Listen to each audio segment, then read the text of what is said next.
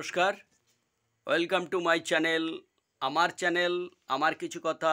আমি অনিমেষ আপনাদের সঙ্গে। আজকে আমার বিষয় মঙ্গলের পাশে অমঙ্গল। পৃথিবীতে ভালোর পরে মন্দ, আলোর পিছনে অন্ধকার, আর মঙ্গলের পাশে অমঙ্গল আছে।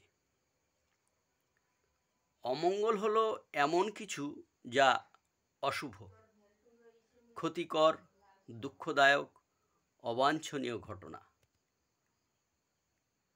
যেমন মানুষের শরীরে রোগ হয়, মানুষ শোকে কাতর হয়, হতাশায় ভোগে, বেদনায় কাতর হয়ে পড়ে।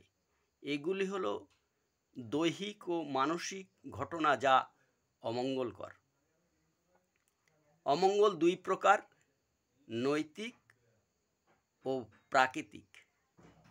মানুষ যখন ইচ্ছাকৃতভাবে নৈতিক নিয়ম লঙ্ঘন করে তখন পাপের উদ্ভব হয়।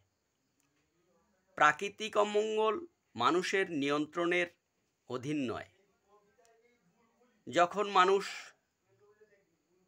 নিজ স্বার্থসিদ্ধির জন্য কোনো খারাপ কাজ করে তখন তা নৈতিক পাপ।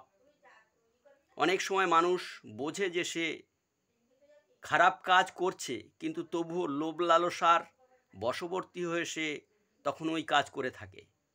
তার থেকে সে বিরত হয় না। বিশেষ করে চৌর্যবৃত্তি, ধর্ষণের মতো জঘন্য কাজগুলি করে থাকে, যা নৈতিক পাপ বা অমঙ্গল হিসাবে ধরা হয়, যার ফল তাদের ভোগ করতে হয় এবং তা খুবই ভয়ঙ্কর।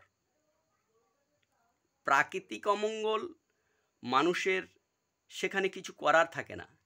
যেমন দুর্ভিক্ষ, বন্যা, মহামারী, রোগগ্রস্ত হয়, এই সমস্ত কারণগুলি প্রাকৃতিক, সেগুলি মানুষের কিছু করার থাকে না। এই দুই প্রকার অমঙ্গল মানুষের জীবনে অশুভ ও ক্ষতিকর। একটা আমরা ইচ্ছাকৃতভাবে ভোগ করে থাকি, অন্যটা প্রকৃতির দ্বারা সংগঠিত হয়। বড় বড় দার্শনিকরা বিভিন্ন রকমভাবে মঙ্গল অমঙ্গলের ব্যাখ্যা করেছেন, যা খুবই সুন্দর। যেমনভাবে যদি শুধু সব ভালো হয় তবে আমরা খারাপ বলে কোনো কিছু বুঝতে পারবো না।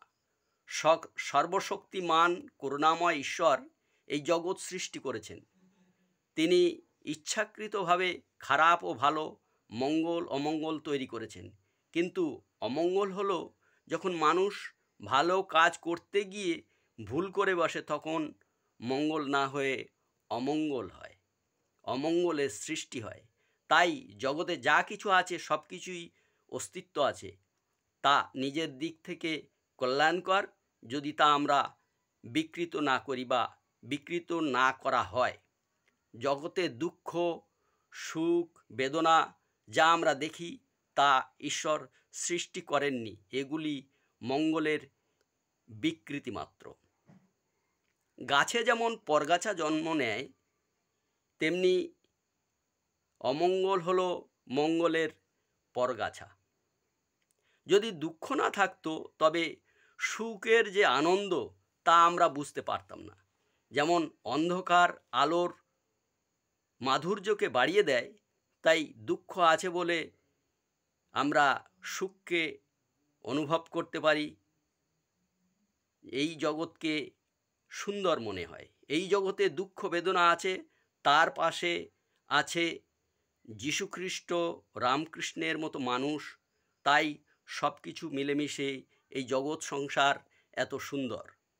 এই জগৎ সংসারে সব কিছু এত ভালো লাগে। আজকে আমার এই ব্যাখ্যা যদি ভালো লাগে তাহলে লাইক করবেন, শেয়ার করবেন, কমেন্ট করে জানাবেন।